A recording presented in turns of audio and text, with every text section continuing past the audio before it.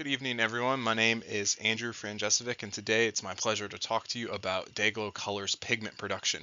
I think many of you are probably familiar with DayGlo Color in terms of our paint products, but maybe not as much for our pigments. So our pigments are actually what we use to produce our paints, and hopefully after tonight's presentation I can inspire you to use our pigments and other media for your artistic expression outside of just exclusively paints.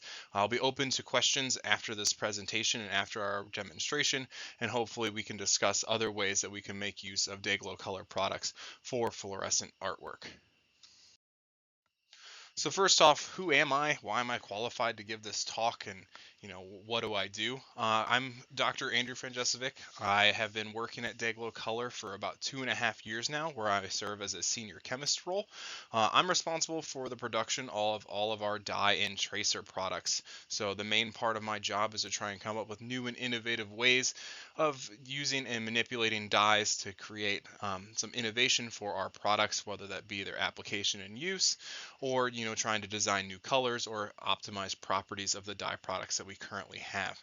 So we're always trying to expand our applications, which does start at the molecular level. So I'm a small molecule chemist. I start at the very bottom and actually try and generate new dye molecules that will eventually be incorporated into the pigments that we'll be talking about throughout the course of this presentation. In the picture over on the right, this is a product we're working on bringing up. It's a fluorescent tracer dye that can actually be used in hydraulic fluids, not particularly useful for anything artistic, but it does have an excellent fluorescent color when irradiated with UV light. So what I hope you guys take from this presentation tonight is that DayGlo is not just fluorescent paint. In the picture on the left, a lot of people recognize our DayGlo paint products and their use in various artwork, but what we primarily do is we manufacture and sell fluorescent pigment into the market. These pigments have a much broader application outside of just paints. They can be used in inks, plastics, they can be used in just a variety of different things. Hopefully we can get them into some epoxy products, but really any media that they can be suspended in, you can make into a fluorescent product by using fluorescent pigments. Pigment properties can be tuned based off of the resin system that we use with them. So there's a very broad application that we can either design our pigments to be used for, or we can kind of work with our customers to see what we can do in terms of manipulating our current products to make them work for their applications. So just briefly, we're going to go through a little bit of color theory, and I'm going to try and not get too sciencey on you here. I don't really want to give a whole scientific talk. I really want to try and relate to you as much as I can on the artistic level of like what we can do with fluorescent color and color in general. But in order to do that, we'll start with just a basic understanding of color. So first off, how do we visualize color? So the visual wavelengths of light can be absorbed, reflected, or transmitted by all of the substances that we actually see. When a substance is colored black, what's happening is all of the visible wavelengths of light are being absorbed by that substance, and we don't see any color reflected back to us, so we just see black. Now, in the case of here with something that's red, what's happening is all of the other colors, the orange, yellow, green, blue, and violet, are being absorbed, and that red is being reflected off of the surface or transmitted through the surface to where we can actually visualize it and we see the red color. When we have objects that are white, we're actually reflecting all wavelengths of light back and visualizing them at the same time, so we see just a white substance. So how does this color theory work with dyes and pigments and the like? So over on the right, this is a typical absorption spectra that we'll measure on a variety of our different products to determine what color we're going to see. And I'll help you just kind of visualize what's going on here. So first off, we'll start with Congo Red, and I hope you can see my cursor here. So Congo Red, what we have here is that this substance is absorbing both violet, blue, and green light. So with those being absorbed, we're not going to see those colors, but instead we're going to primarily see the color that's reflected. There's no absorbance down here in the red region, so when we look at Congo Red, what we see is a red dye. Now, in the case of the green dye, the malachite green, what we see here is we have some absorbance in the violet region, the blue region, and a lot of absorbance in the yellow and orange region, leaving open the blue-green region. So when we actually visualize this dye, what we see is a green colored dye. And finally, methylene blue, we can see we have a large absorbance of red, orange, and yellow light. Nothing over in the violet or blue region, maybe a little bit in the green. So when we visualize this dye, what we see is a blue substance. So this is true just for conventional color, and this works across the board for conventional pigments as well as conventional dyes. So what is visible light? Visible light is just a small subsection of the entire electromagnetic spectrum. So the electromagnetic spectrum is energetic waves of different wavelength that have different properties. So we're used to seeing just the visible section, which is about 400 nanometers to about 700 nanometers. Here, the figure has it being a little bit beyond that, so just a little bit below at about 350 and a little bit higher at 800. Now, the shorter the wavelength of light you have, the more energy it has. For instance, when you go and get an X-ray, that particular wavelength of light is actually quite small and has a lot more energy, and it can penetrate through the human body to be reflected back, and that's how we get our X-ray images. So you can see that here on our spectra. Next, we have the ultraviolet region, which many of us are familiar with because that's how we irradiate and excite the fluorescent dyes for the most part, which is then followed by the small subsection of visible light, and then after that we have the infrared light. So again, referring back to the wavelengths, so the most energetic light in the visible region is going to be the violet region, and then the least energetic light, the one with the longest wavelength, is going to be the red region. So we kind of talked about a little bit on conventional color, what makes things fluoresce. So fluorescence is a little bit different in that we're not just absorbing, reflecting, and transmitting light, but when we absorb it, what can happen is specific chemicals have the ability to be excited to a higher energy state and then release that energy in the form of a photon or a color that we can visualize. So chemicals all have distinct energetic states. Some of them can be occupied by absorbing UV light or just visible light. Here on the figure on the right, again, I'm going to try and not be too technical on all of this, but generally you have a molecule here in the ground state, which is referred to as S naught. If we excite it with light, that doesn't matter if it's an X-ray or if it's a UV or if it's visible light, what happens is that we actually input energy and it jumps up to a higher excited state. Now, from the higher excited state, it has a variety of possibilities that it can go through. It can either start to vibrate very fast and it'll release that energy as heat, or you can get some molecular rotations that would also release the energy as heat.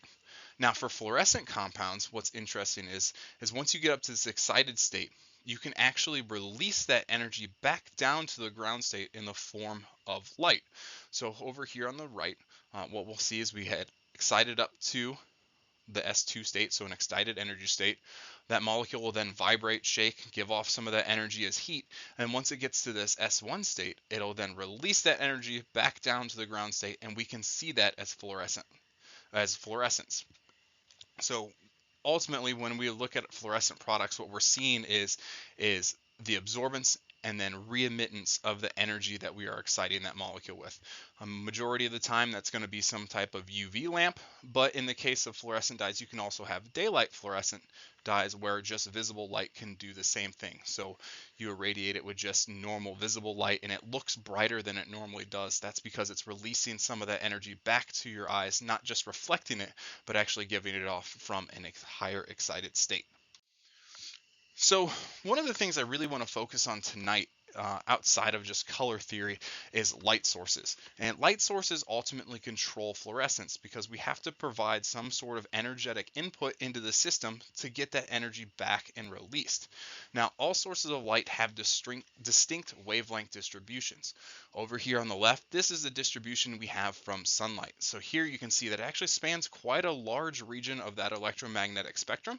So we have a big contribution down here in the UV region, so about 300 to 400. We have contributions in the visible light region in that 400 to 800 range. And then there's a lot out here in the IR region as well.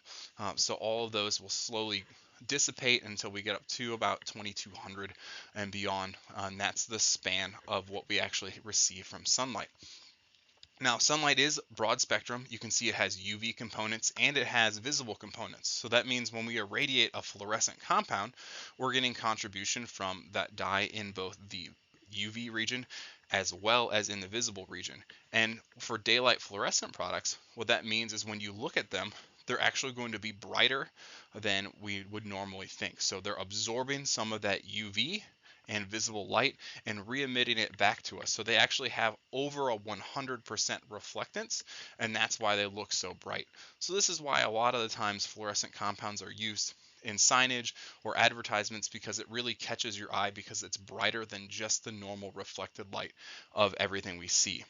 Now, other light sources, LEDs, incandescents, black lights, they all have their own distinct wavelength distributions. And if we carefully select the light source that we use, we can actually get different properties from fluorescent compounds or dyes in general. So what do I mean from that? So next, here's just a printout of like what some different light sources have. Again, we have the daylight over here on the left. You can see there's a pretty large and relatively consistent distribution over the entire visible spectrum. So that means all the dyes that we look at, dyes or pigments that we look at under daylight conditions, will be pretty universal across all the wavelengths. Now, when we go to an incandescent light, what you can see here is actually the blue and violet regions are relatively weak, but we have a lot of contributions of red. So that can really change how you're going to visualize any substance of color. We're not getting a whole lot of blue contribution of light there.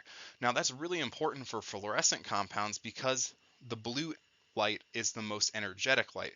In order to excite fluorescent molecules, you either need that UV or down in that violet blue region. So an incandescent light source really isn't going to maximize the fluorescent intensity you get off of any product. Next, when we move to fluorescent light sources, here, these particular light sources are very well tuned to just have components of red, green, and blue, so that overall we visualize white. Here you can see that it's relatively weak in the blue region, strong in the green region, and also strong in the red region. So again, similar to an incandescent light source, we're not going to see a whole lot of fluorescence or activation of fluorescent compounds because we have a very weak contribution in that violet and blue region. Next, in the halogens, it's the same story as with incandescents. Overall, a bit of a different distribution across the greens, yellows, and reds, but still very, very weak in the blue region. Now, as we start to get to LED bulbs, in particular cool white LEDs, you can see that there's a much larger contribution in the blue region for these. So this is important because if you have a fluorescent compound that has an absorbance in that blue region, a cool white LED will actually activate the molecule as opposed to some of the other light sources. So you could get activation through daylight, but if you're in an indoor source, if you're using cool white LEDs, you would get excitement of that molecule in the blue region. When you switch over to the warm white LED, which has a different visual characteristic, you can see there's a much smaller contribution from blue, and then we get a much larger contribution out in the green, yellow, orange, and red regions. So why does this matter? I just rambled on about a whole bunch of different light sources, but who really cares? So as I was saying earlier, the wavelength of light determines how much energy you can input into a dye or a pigment, which is going to control how we visualize it. So if you put on a bunch of energy from the UV and blue region, you can excite fluorescent molecules and get them to emit their fluorescent color. So here in this right spectra, this is for fluorescein, which is just a fluorescent dye. You can see that there are some contributions down here in the UV region, so about 250, 300, 350. So that means that if you use your typical UV light or black light, you will get excitement of this dye. Now, one of the most interesting things though is the maximum excitation wavelength of this dye is actually in that blue region, meaning if you use something that has a large contribution of blue light, you will still get the maximum fluorescent properties out of this dye system. Now, the reason I bring this up is because a majority of DayGlo products actually have their absorbance maximum within that blue light region, which means that you don't always have to have a UV or a black light to excite or irradiate these fluorescent compounds. You could just use a blue LED source, and at the end of this presentation, we'll do a demonstration where I can show you just that. Now, one of the interesting things, and something that you may have noted before when you're actually preparing your works, is if you put down a color, when you hit it with that high energy light, UV, black light, blue light, it actually doesn't re-emit the same color. There's always kind of a shift. So you put down a pink and suddenly it's fluorescing orange. That phenomenon is known as Stoke Shift, and it's just the result of the fact that energy is conserved. So if you have a molecule that gets excited up to a higher energy state, it will release some of that energy through other methods, and then when it re-emits, it's going to go to a longer wavelength, so it's going to shift the color just a little bit. That varies between dye systems and it varies between pigment systems, and it's one of the things that we try and control in our work to actually make that. Now, it is possible to get a color that actually emits in the same region, but that's something that's specially tuned, and normally we actually make use of just regular conventional pigments to kind of get the bulk color to match the fluorescent color overall. So everyone always asks, what's the difference between phosphorescence and fluorescence? And I just want to clarify this for everyone. Phosphorescent compounds, when you irradiate them with a light source, so if you hit them with a black light or a strong blue LED light, what you'll do is you'll excite it, and then if you turn that light source off, they'll continue to glow. Now, what DayGlo specializes in is fluorescence, and fluorescence is different in the fact that once you turn that light source off, once you take that energy away, it will turn off. There's no persistent glow. As soon as the light and the energy is gone, the entire system will turn off. So I just want to clarify that, we specialize in fluorescent compounds. We do have some phosphorescent products, but we primarily are working with fluorescence. So as soon as you take the energy away, you're going to lose the fluorescence that you're seeing from that particular pigment. So DayGlo makes pigments. I've talked a lot about dyes and not so much about pigments so far.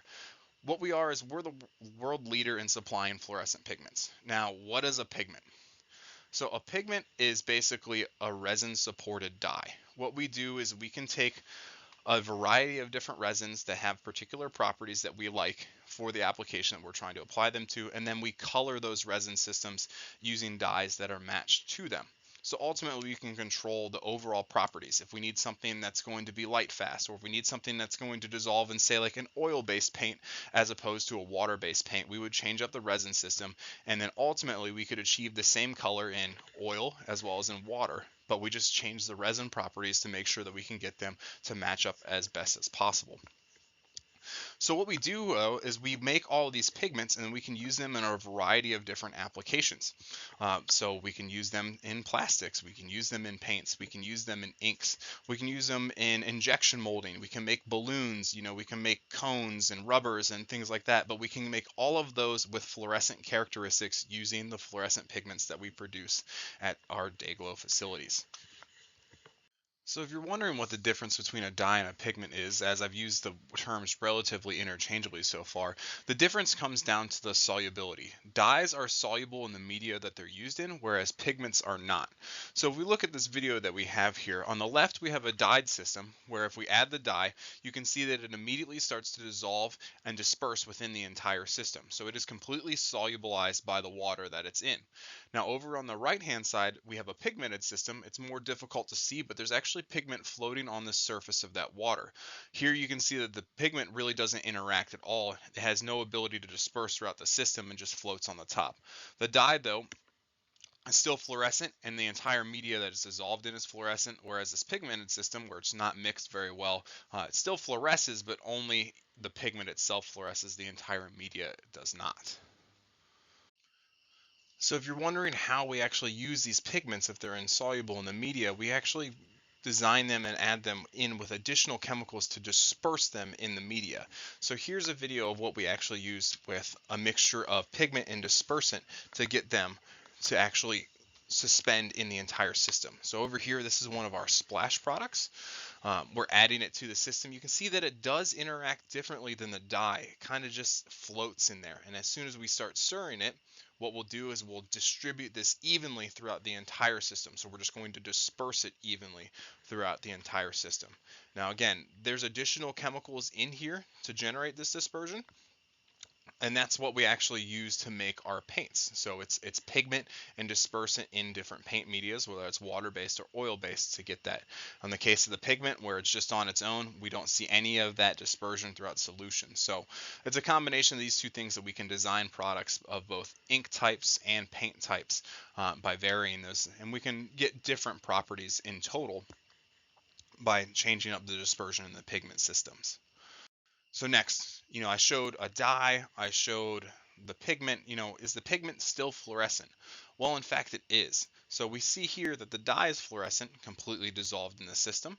And then when we look next at a pigmented system, you can see that it is also fluorescent, but it's fluorescent in a little bit of a different manner. Here you can see that it kind of scatters that light a little bit.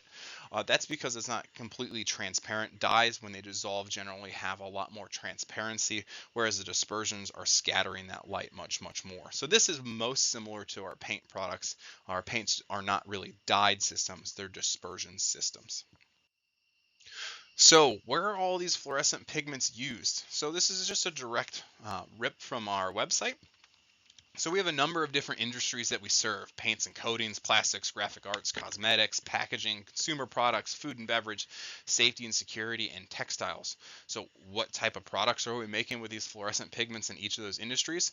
Well, the one you're probably the most familiar with is artwork for our paints, which is what we're looking at during the festival that we're actually attending right now. Next, plastics. Plastics, you see a lot of fluorescent plastic toys. So we sell a lot of pigments into to different toy producers to make attractive visuals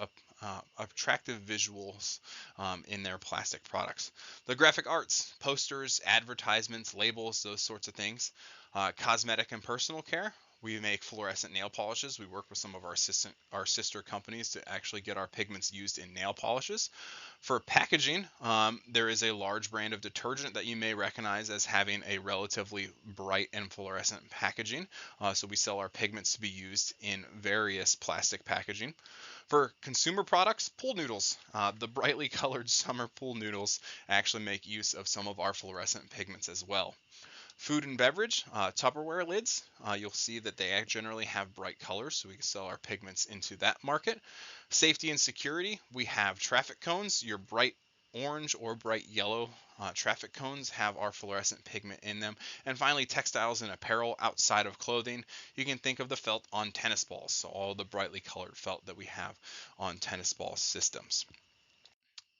So what's next for fluorescent pigments? I hope that this has given you a little bit of a better understanding of how color works, how fluorescence works, and also that pigments can be used in a much broader application than just our paint products. So where do the fluorescent pigments actually get used next? I don't know. That's kind of going to depend on the creativity of the individuals in this room or who are attending.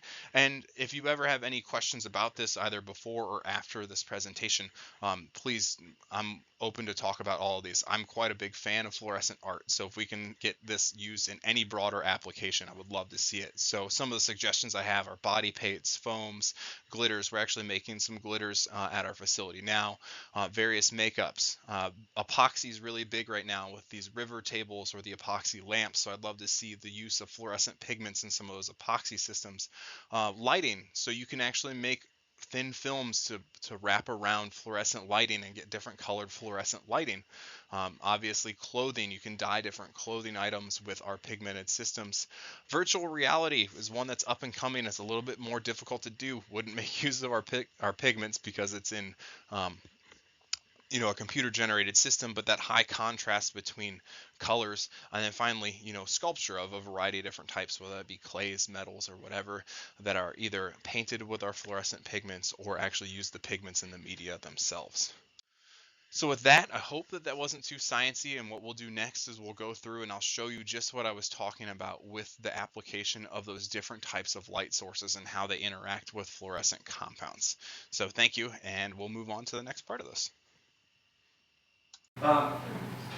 So we're going to stay just with fluorescence for right now, which is with the UV bulbs, and we'll switch over. I brought an LED source here, and I want to show you that blue LED, like I touched on a number of times in that presentation, will irradiate all of this and will still fluoresce. But just for convenience's sake right now, we'll just show you some of these products. I'll put on gloves. These pigments are not dangerous, but I don't really want to get them all over me. I might ruin this shirt along with a number of other shirts that I have ruined. So do you have any clothes that do not have DayGlo on them? No, I have work clothes for sure. I have the same couple pair of pants that I wear all the time. Actually, I've dyed part of my tattoo blue today because we were working with some blue inks. So this is a pigment. So this is the concentrated dye resin system. So you can see that it's extremely bright. It's liquidy. It's a powder. It's a powder. Wow, cool. This is what we use to make a majority of our products. So we'll put this into a dispersion, like we showed in the video, and that's what makes our paints. We'll combine this with plastics and extrude it, and that's what makes our cones. You'll put it in with other foams to make fluorescent soles. This one doesn't have a fluorescent sole. This one has a weakly fluorescent sole. That's our pigment in there, in that plastic itself. Injection molding. This is this exact pigment injection molded into plastic. So DayGlo Color, the company that I work for, this is what we do. Then we use this in a variety of different markets, or we give it to other suppliers, distributors, producers, and this is what they use to make fluorescent products. Sorry, you guys are going to pick my hair. So this is our eco pigment. One of the other big applications of our eco pigment, and no one would really guess this. Have you guys ever seen pictures of the big red clouds that they drop from the firefighting planes? DayGlo. It's all fluorescent red pigment to see fire coverage. We sell a lot of pigment into that. That's all dyed resin systems there. So this is the orange eco. I'll show you the yellow. Why do I pick orange and yellow? Pretty particular about it. They're the brightest. We visualize yellow the best out of all the colors. So if you're looking for one that's really going to catch someone's attention, you're going to go with the yellow. The yellow is what humans visualize the best, and it catches our eye the best. The other thing is, yellow and orange are more down toward that red region, so it's easier to get them to fluoresce there. You don't see a whole lot of fluorescent blues, do you? And that's because blue is that high energy light. It's harder to generate that higher energy. So normally we see more red shaded colors. All right. So that's that pick. Oh boy. As I said, I am probably going to end up with this on me. Oh, it'll be fun. It's like a little break here. So these are ecos. So these are ones that are designed for the majority of your consumer products. This is our Alara pigment. Alara is our cosmetic grade fluorescent pigment. Now, you may be a little disappointed here. Fluorescent, not as fluorescent, right? We have much more select use of dyes in these to be compliant with FDA regulations, to make sure that we're not going to end up hurting whoever's going to use this in a makeup product. Now, I was talking to a couple of people earlier about this. DayGlo is the only company that has FDA compliant fluorescent pigments. A lot of people have seen fluorescent body paints, right? And they're bright. They're really bright. They're bright like those pigments. Those are probably illegal. Or not regulated. That's the only thing. So we do sell into the cosmetic industry. We're trying to get bigger into the cosmetic industry. The fluorescent colors are a little bit duller. So here's some fluorescent nail polish. Again, not that spectacular, right? But that's because we have a limited selection of the dyes we can use. This still does have a really nice pop in just your normal daylight conditions. It does have fluorescence under blacklight, but it is more muted. But that's because we have a limited selection of the dyes we can use. The dyes themselves can have some toxic properties, some carcinogen concerns, things like that. The other thing is anything that's going to be washed down into, storm drains or anything else to be released in the environment. So there, if there's anything that's a marine toxin, carcinogenicity, those types of things are the primary concerns. You got to think with makeup, you have to be able to dispose of it properly because it'll either go into the trash or if you wipe off the makeup and wash it down the sink, something like that, you have to be worried about the routes that it's exposed. So that's why we have a very select amount. All of our Alara ones are made with FD&C approved dye systems. So FD&C approved dyes, so they do meet that standard. Andrew, so you're not showing us any red because it has blue spectrums in it, correct? So, no, we could do fluorescent red. It's just generally the reds don't look as nice. Yellow and orange is the one that we go to. And actually, orange is always just a mixture of red and yellow. There's very few fluorescent orange compounds. Most of them are actually two dye pigment systems where we take a yellow fluorescent and a red fluorescent and then we mix them in appropriate quantities to get the orange fluorescence that we want. That's kind of what we achieve here with our traffic cone. Also, I was saying you can get fluorescence in the same color region as the bulk color. Traffic cones is one of the examples. If you look at a traffic cone, it's a nice orange, right? It's also a nice orange fluorescent. That's because there's conventional pigment in here to make it orange, and fluorescent pigment in here to make it fluorescent orange. It's a mixture of both. Not all the time do they line up as well. Here is some lip gloss, and this cranks, right? This is probably illegal. This is a sample that we got from someone else, but this is most likely a non-regulated fluorescent dye or dye combination in here. Again, we're basing all of ours on FD&C regulated dyes when we go to our cosmetic sales to comply with everything within that. But if you go to Amazon, you could order body paint or makeup right now that is highly fluorescent. I would just be suspect of it. I do use some of it, but if you ever use a red fluorescent body paint, you'll see it actually almost stains your skin a little bit because it's rhodamine. It'll look fantastic for pictures or for the purposes, but it'll also leave some of that on your skin. So just be careful with that. If you ever do use products like that that would avoid anything that could enter your body, like eyes, things like that, try not to get them in those areas. Now, one of the things here, we'll turn the lights on here in a little bit. So this is a fluorescent construction helmet, and it looks kind of muted. When we turn the light on though, this thing is a brilliant pink. It's a mixture of a conventional pink pigment and a fluorescent pigment to give it those nice daylight properties, but because it's a mixture, the fluorescence is a little bit weak. So we work a lot with our sister companies. So our parent company is RPM at DayGlo. This is one of our sister companies that has made use of our fluorescent pigments in their packaging to really grab attention. You can see there's a nicely fluorescent orange cap, great yellow-green fluorescent. So when we turn on the lights again here, you'll see that the inks and printing here are actually really great as well. Have any other things? I did have some people ask me about textiles. So this is our EZ pigment printed on top of cotton. This is something that we've been working on. Actually, this is one of my colleagues, Zach, was making these samples. He has tons of them over here and testing them for wash fastness. So there's this little card on top. What he was doing is running these through wash cycles to see if the pigment transfers or if it comes off. And after a number of wash cycles, we can see that we actually still have excellent fluorescence on top of the cotton. So our pigments in this system work very, very well. Use these for screen printing or things like that. Light fastness is still going to be a little bit of a concern, but the wash fastness is excellent. If you wore this in an indoor setting or something like that, it would last for a long time. Were those washed in cold or hot? I'd have to ask him what the wash cycle is. I think he did both. And it's a couple of times, not just a single pass. So to get a wash fastness score live was pretty difficult and relatively rigorous. So one of the things I talked to earlier. I'm sorry, is that a new product? You know, it's not a new, it is newer. Newer, it's more, we're exploring those applications a bit more now. But I mean, it is available. It's one of our emulsion-based products, so we do have it out there. So we could purchase, sell, and use those. One of the things, a little fun tidbit here before I move on too much. I talked to some people up here too. Does anyone know why I'm glowing on the white sleeves? So white should reflect all of it, but I'm getting blue fluorescence out of this. Okay. In detergents or added to paper or white textiles is an optical brightener. The optical brighteners absorb UV light and then reflect blue to make the whites look brighter. That's why your white shirts are glowing.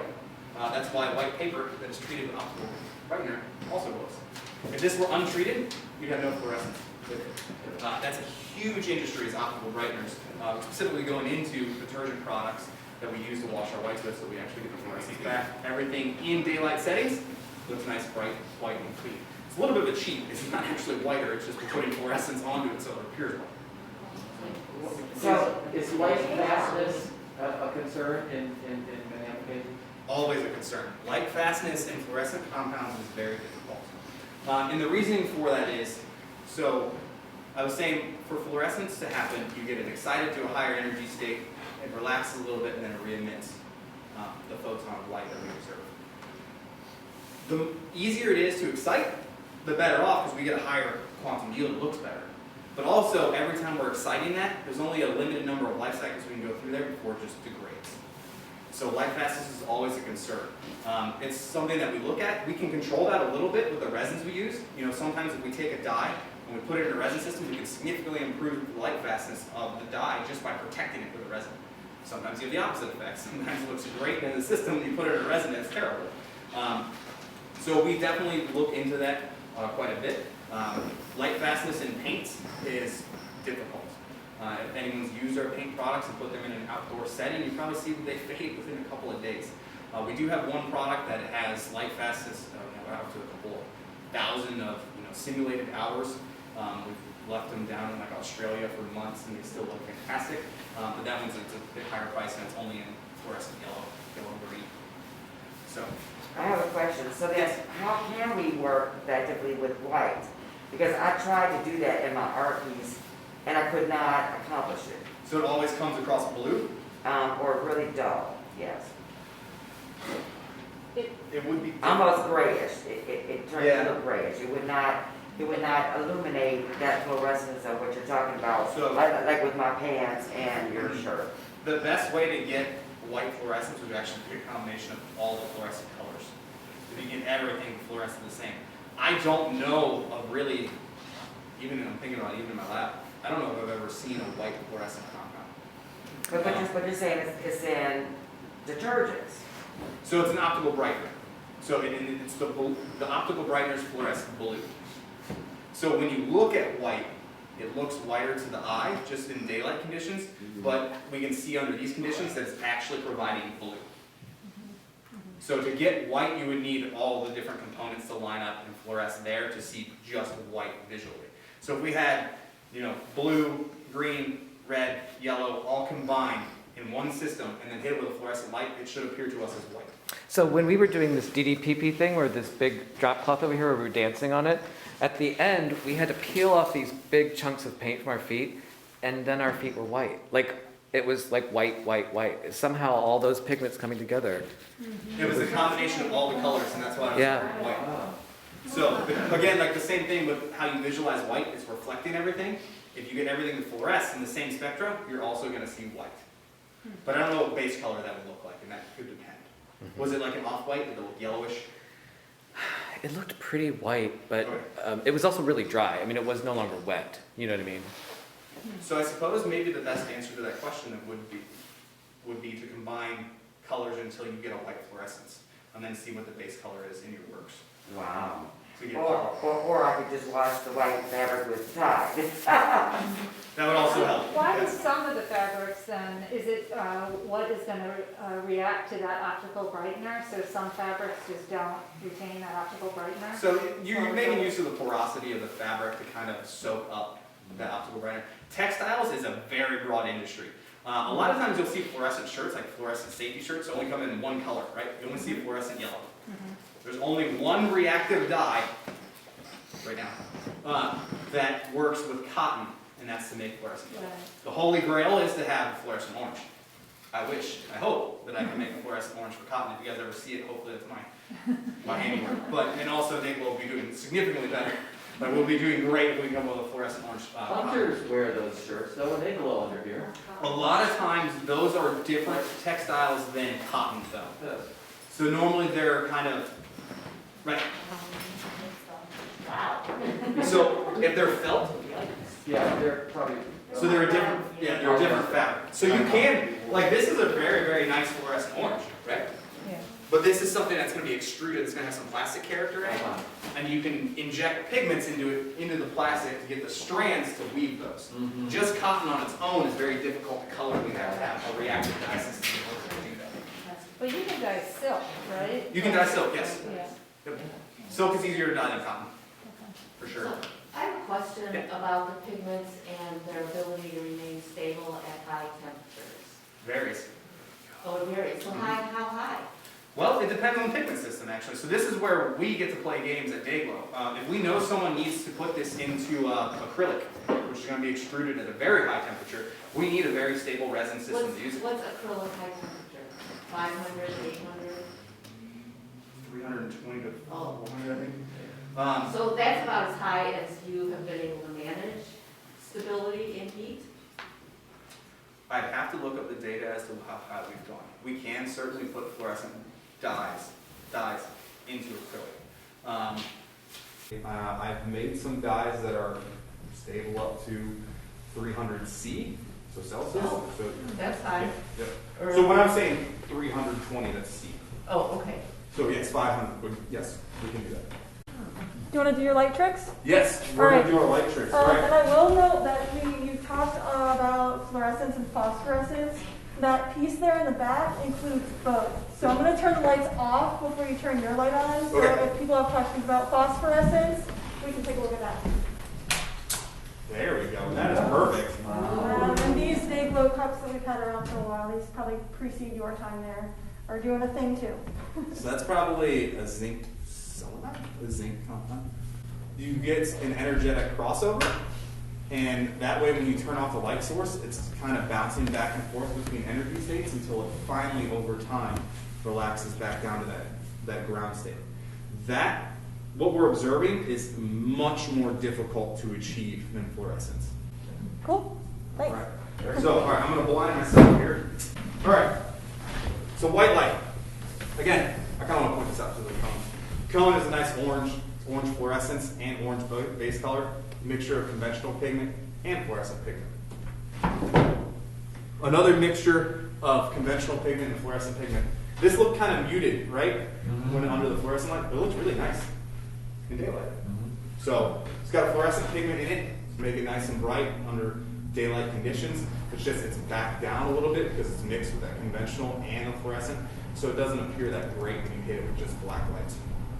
Blue light is close in energy to these UVs, black lights that we have up here. And that purple glow, this is just strong blue LED light that can make products fluoresce. Why do I care about all this? This is what I try and tell everyone. You don't necessarily have to change up your whole lighting system. This is a tunable LED light. You turn it blue, your pieces will still show up.